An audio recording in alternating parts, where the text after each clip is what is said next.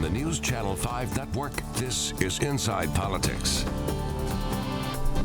Hello, everyone. I'm News Channel 5's political analyst, Pat Nolan. Welcome to Inside Politics. He's in his 5th month in office, confronting perhaps the most difficult budget and funding issues in the nearly 57-year history of metropolitan government here in Nashville. That includes the month-long controversy concerning construction of the new MLS stadium at the fairgrounds. We're talking about Nashville Mayor John Cooper. He's our guest on Inside Politics this week.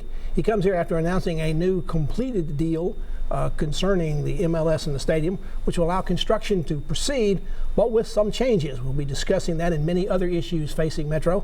Mayor, congratulations on moving this project along. Well, thanks for taking the time to join us. Thank you, and let me just say happy Valentine's Day to everybody out listening today. And it's an honor to be on this show. What was your first year in being on Channel 5? 1975. Okay, all right. You've seen it all. When you say the history of Metro, you're one of our authorities. I think I've seen it all, and then something else happens, and I find, no, I haven't seen that yet. Okay, me too. Let's go back to the beginning of the most recent controversy about the MLS Stadium. You were running for mayor last summer. You came on this program, Inside Politics, and during our conversation, you said you considered the construction of the stadium to be settled business. But when you got into office, it wasn't settled business anymore. What changed? Well, what changed is the cost estimates came in. And clearly there were going to be pretty massive cost overruns on the project, way beyond what the council had appropriated. So we were always committed to the $250 million to the stadium and the site work, but that clearly wasn't going to be enough. You used not signing demolition papers to stop it. Did you think it was better, rather than you taking that on, to go back to the council and get them to redo the deal? Well, somebody has to step up and envision how to be a great success for everybody. And I thought it was my job to go do that and to make the deal, if possible, self-sufficient, so that the general taxpayer would not be putting money into the deal. And the new deal has $54 million in it from the developers, from the owners. Does that mean there's no taxpayer dollars going to be involved in this now in the future? We hope that no general fund money will be used for the soccer stadium. I'm very grateful to the team making that possible. I think they felt that that was important, and it's totally right for me to ask for that. But in an environment of big cost overruns, you have to go ahead before you get started and decide who's going to be paying for what. But $54 million extra was not enough. You wanted a change in one of the critical pieces of the property out there, the 10 acres for the fairgrounds for mixed-use development. In the end, 8A, 8B, 8C. 8C is the space between this fabulous new stadium and then the Speedway. And the Speedway is a protected use under the charter, and we felt that you have to have a path for the whole site to be successful. The original site plan did not take into account all of the users of the site, including the Speedway. Now with the Speedway, there's a strong interest in bringing NASCAR to Nashville. For not that much money, it would be fairly profitable for the fairgrounds, but it has to be in a built environment with beautiful civic space. I mean, think about Nashville, 2 30,000 seat stadiums right across from each other. You need that plaza, that space between the two, to be great public space. So you've kind of changed your mind. When you were on this show before, you talked about really thinking that the soccer stadium ought to be down on the East Bank next to the Nissan Stadium. There you was think now it's never better a to be at the site selection process. That is finished business, right? And in the end, the council passed the bones of this deal, but it was incomplete. And now we've solved the cost overrun issue, and then how to accommodate racing the state fair also on the site. And none of this deal has to go back to the council, although there does need to be an amendment made, because one of the things put on the bill at the last minute, the last time, makes it hard for them to get financing. Well, other than the so-called Freeman Amendment, which is does need to be removed, I believe, for the team to get financing on some of its work. This is honoring the original deal so much so it does not have to go back to the council. You've mentioned quite a bit that you wanted this to be a deal that would work for everybody. You went to the point in your negotiations where the other side was saying, well, we might live Nashville. Did you worry at one time that that might be the outcome of this, that you wouldn't get a deal? All negotiations have, everybody puts out all their cards. In the end, I don't think it would have gotten to the point of litigation, but obviously paying an extra $54 million is not super popular. We are paying some overage ourselves on the building of the new expo buildings, but limiting the liability to the taxpayer was a big goal of mine. And I'm thrilled that we're off in making this successful. I mean, really, This is how we'll compete with Austin, Texas in the next decade, is the fabulousness of this site with the Speedway and the soccer stadium right across with each other in really great public space. Let's talk about the Speedway. You feel good enough about it at this point, I guess, that you took them to see the governor. You want Yes. the state to be involved. If the state's not involved, is this project dead again? No. Again, the speeding is remarkably profitable for our fair board, but it does require investment. Now, I, of course, am happy to go and see anybody about investment in Nashville. I do that all the time, including the state. The state has a big interest in our being successful. The tourism business in Nashville is really helping the state. How much are you asking the state for? How much are you asking the governor for? Well, I would like for them, of course, for them to pay all of it, and they would, of course, say none of it. Well, then what part will Metro pay? Well, we were working on it, one step at a time. We have a lot of progress this week on this. But again, what's important is the opportunity to have major racing here, so that if you were to fix up the Speedway, you know that would be a success. Folks around the raceway area are a little concerned. The MLS project went through a number of years of vetting and votes and things like that. That has not happened on the Speedway. When do you go to the Speedway with the Bristol people and explain to them what this is, and are you going to make them go through that same kind of vetting process? Well, of course, you'd be deeply engaged with the community. The Speedway has been there for a long time, so the issue of it being a Speedway is probably not new to the neighborhood. But let me share with your viewers an interesting thing about the Speedway. If you use the Las Vegas Speedway model, it's really not about racing. There are 3 weekends of racing a year, probably at the highest level. Most of the use of the track is ancillary convention center uses. So that's concerts? Well, some concerts, but really we're an automotive state. We've got a lot of parts companies. The ability, as in Las Vegas, to use this kind of bonus space for shows, for exhibits, for international harvester equipment to be looked at while people are in Nashville, for example, it's a big moneymaker. MLS also has gone through and negotiated the first community benefits plan for the surrounding neighborhood. Are you going to ask for the same thing for the raceway development? Yes. And then they've agreed to do that? Well, now they don't have a site where you could build affordable housing, but in terms of wages and OSHA compliance and performing this work at the highest possible way, absolutely we'll be expecting that. The group Saves Our Fairgrounds is trying to stop this development. They still don't like this new project that has been reconfigured. They're going to court to try to get an injunction to stop even the site preparation from starting the demolition. There's still a fly in the ointment, right? Well, yeah, this is America. You know, public space, the courts are always a path for people that are not happy. I do think that by the ability to show more public space in this master plan does allow historic uses such as the State Fair to begin to have a home still on the historic fairgrounds. So it's a stronger plan in the court discussion by having public space back on 8C. And the fair is going to be held there too this year. Yes, I hope so. Mayor John Cooper is our guest on Inside Politics. We're talking about the recent plan that's come out, the revised plan for the new MLS stadium at the fairgrounds. Back to continue our conversation with the mayor after you watch these messages.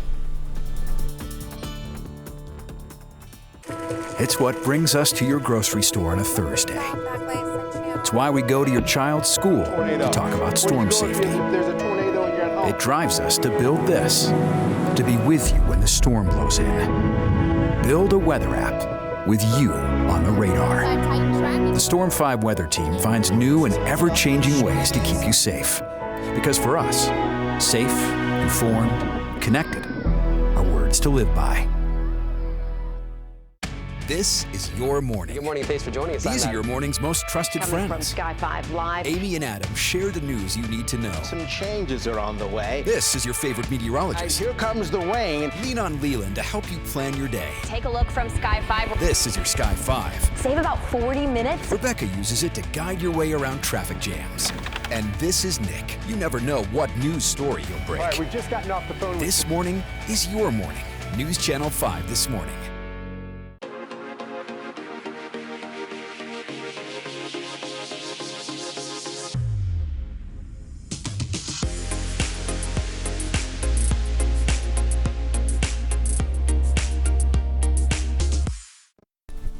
Welcome back to Inside Politics. Our guest today, Nashville Mayor John Cooper. Mayor, there were some people in the business community who were a little upset about how the negotiations went on with the MLS. They also have raised some eyebrows about your involvement with the Nashville Yards project, not being happy about the signs being put down there for this new project, which involves Amazon. How did you feel you had to get involved in that? It's been approved now by the Well, it has been approved. My involvement was just get this out to the public. There had been enough public complaints to me that the signage was being double awarded, 100% more than what was allowed by the old code.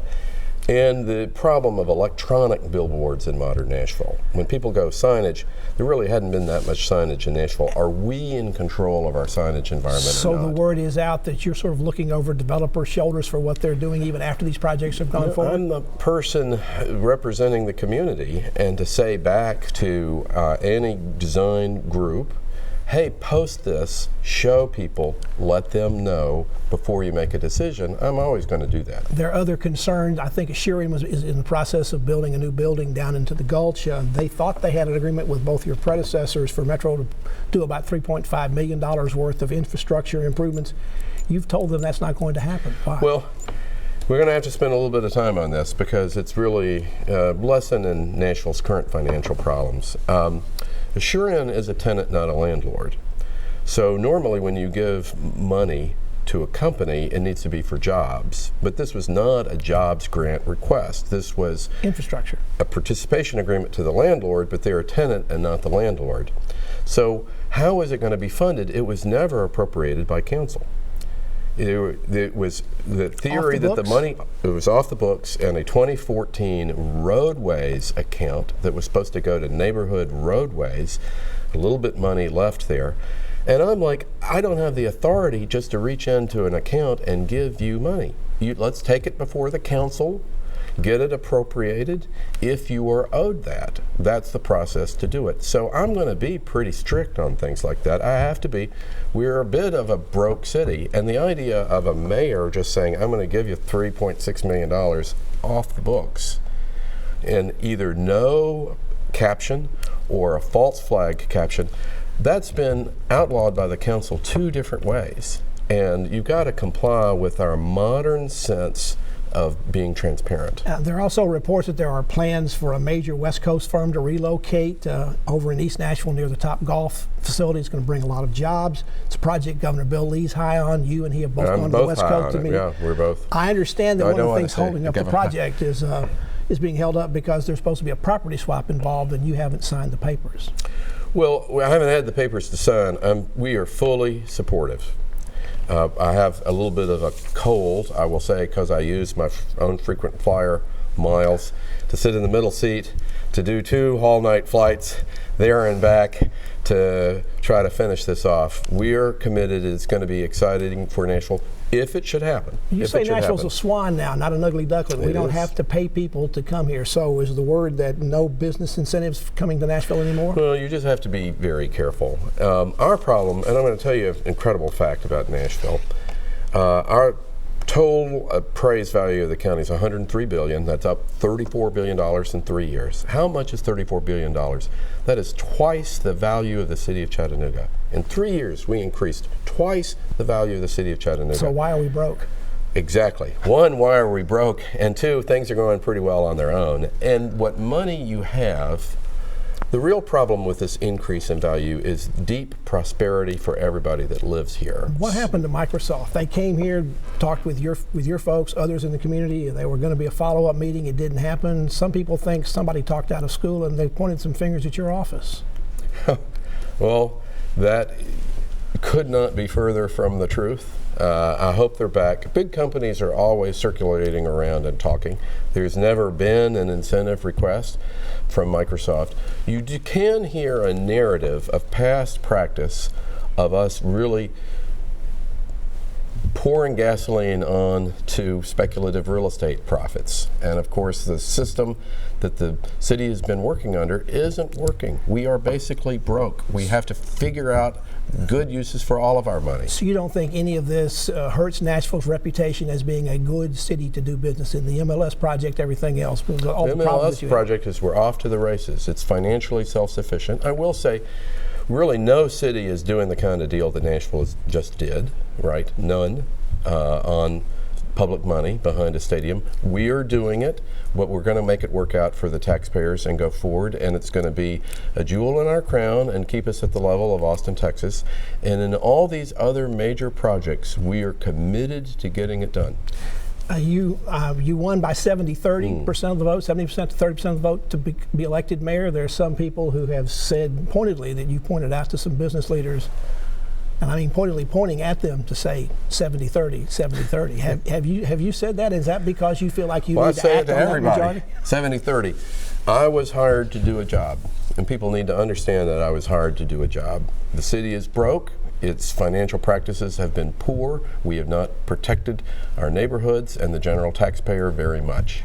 And so I was hired to do that with the support of the business community. And that's what people don't understand. It's not the business community. We're my strongest supporters. If you look at the boxes where the business community actually votes, these are my boxes too. Now I carried, I think, 165 out of 169 precincts because people hired me to have a change. And that's my job, and I take it super seriously. Mayor John Cooper is our guest. We've been talking about the MLS Stadium, other developments in Nashville. Now we'll turn to the budget in the next section of this show. Back to talk with the mayor some more after these messages. We wake up each and every day and watch in awe at how we've grown, all we've accomplished, and what our community can do. We are all part of a transformation, sparkling with energy and spirit. Not every day is smooth sailing, and there's always hard work to be done. But we have so much for which to be grateful. We celebrate life's moments, large and small. We've invited everyone to share what makes our home special, welcoming, beautiful. We realize in the day-to-day stories of our city, it's not always easy to appreciate the big picture. These big pictures are brought to you by News Channel 5's Sky 5. Look for a fresh perspective each new day. We are back on Inside Politics with our guest today, Mayor John Cooper. Mayor, you faced an operating budget when you came in that was more than $40 million in the red. You've worked through a state plan to get this approved. You're confident that plan is going to get you to balance the budget by June 30th. Yeah, we have a balanced budget. The state will approve that. We did it not by raising taxes, but by finding other sources of money. So we're out of the hole in this year's fiscal budget, with some challenges and some tough choices. Now, I want to go ahead and say the city is in worse financial shape than even I thought. That once you begin to go through all this process of where our actually one-time use of money was more than $42 million, the debt service needs are going to go up by $42 million in this coming year because we've just misallocated our capital plans. We've raided cash, not only in our funds, but in anything that had any cash in it, we've raided it. One way that you're getting it budget balanced this year is by having the in lieu of taxes payments coming from places like the water department. That's been increased over what it's been. Are you looking at doing that with others that pay? Everything. NES is going to pay more, perhaps, MDHA? I hope so. NES actually has a state provision that allows it to pay less as the values in the county go up. It's weird and counterintuitive, I know. I'd like to talk to them about keeping an even payment over the 4 years. In terms of the operating budget for next year, the departments have put in requests to you. You asked them to justify it. They're asking for $140 million more than what they're getting now, largely because there have been cuts in previous years, and that doesn't include schools. I mean, you're facing quite a challenge to get a budget next year that balances.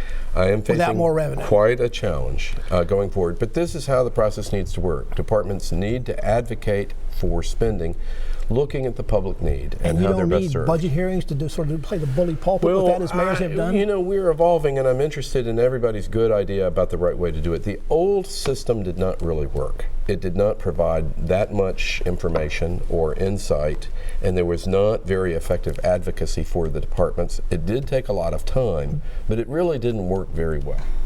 I want to thank Mayor Cooper for joining us this week in what's been a very busy week for him throughout the Metro Courthouse. He's had a lot on his plate since he came into office about 5+ months ago, and it looks like, based on what you've heard of this program today and what you may see in the news, that there's lots more to come, even some reports that perhaps the state has had some concern about the pension program for Metro. That may be something coming up. Of course, he's got a budget also to deliver to the council, his recommendations for that on the 31st of March. He is promising to come back down to the program at that point and talk about that as well, and we'll be happy to have him on at that point to talk further about how he's handling the situations with Metro and with the Metro Council, because the council has some interest in what the tax rate is going to be going forward. For the last 2 years, the council has tried to pass the tax increase but has fallen short, so perhaps that debate will come over again. The mayor is not committing himself to increased revenues or increased taxes, but he's also not ruling it out at this point. That'll be one of the most interesting things to see when the new budget comes in. So we'll see again what happens with that, how that goes. We always try to have those kind of guests here on Inside Politics, whether it's on the state level, the local level, or on the national level as we go forward. Thank you again for joining us. Hope you enjoyed this week's Inside Politics. Hope you're back here again for a future show. If you can't get enough politics in the meantime, go to the News Channel 5 website. You'll find my Capitol View commentary there. There's new commentary posted every Friday afternoon. Enjoy the rest of your weekend, and we'll see you here next time. Goodbye.